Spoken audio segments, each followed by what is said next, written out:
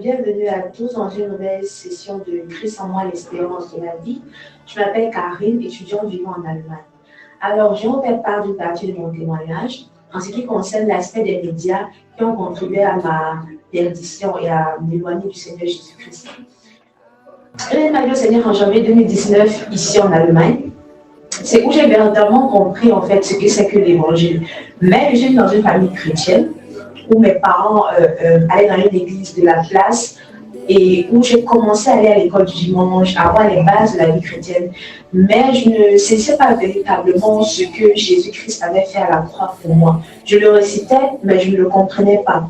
Alors, après mon baccalauréat, quand j'ai eu ma première tablette, j'ai commencé à me donner aux réseaux sociaux.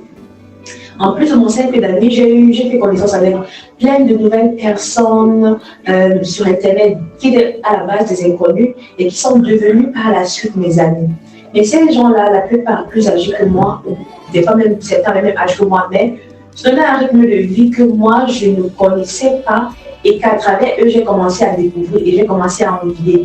Mais ce rythme de vie ne glorifie pas le Seigneur parce que c'était une vie constituée de faire des choses inutiles qui ne servent pas au royaume des cieux. Dans le sens où la vie se résumait à se montrer, partir dans les fêtes, boire, manger, avoir des petits amis. Bref, dans le sens où les jeunes disent jouir de sa jeunesse, alors que tout simplement c'est gaspiller sa jeunesse en fait. Parce que tu vis une vie où tu n'as pas de but. Oui, tu pars à l'école, oui, tu as peut-être un travail.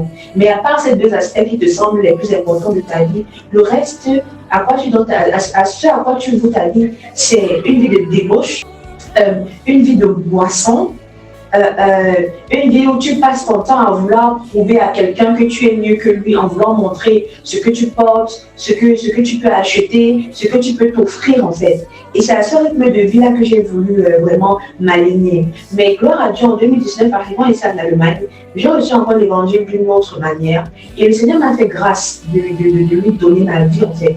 Et il a donné un nouveau sens à ma vie. Il m'a fait comprendre en fait que ces choses-là sont vaines, elles n'amènent nulle part, elles t'éloignent de Dieu et on t'amène à l'enfer. Si tu ne changes pas, tu vas aller à l'enfer.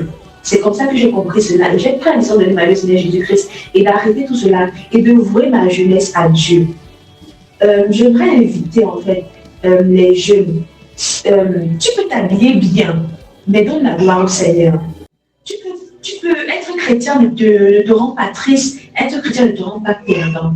Tu n'es pas obligé de donner ta vieillesse au Seigneur Jésus-Christ. Tu es jeune et plein de vie. Viens à Christ, il va te donner un nouveau sens. Il va donner un nouveau sens à ta vie, une nouvelle espérance. Tu vas travailler pour lui et tu vas trouver ta joie en lui.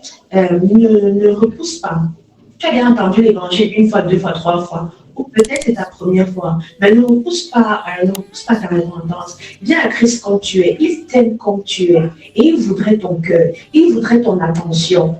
Toutes ces choses-là vont passer, mais seul le Seigneur Jésus-Christ est éternel. Donc, c'était tout pour mon petit témoignage. J'espère que tu as pu retenir quelque chose de cela et je t'invite à t'abonner à la chaîne et à te connecter mercredi prochain pour une nouvelle séance de Christ en moi, l'espérance de la vie. Bye!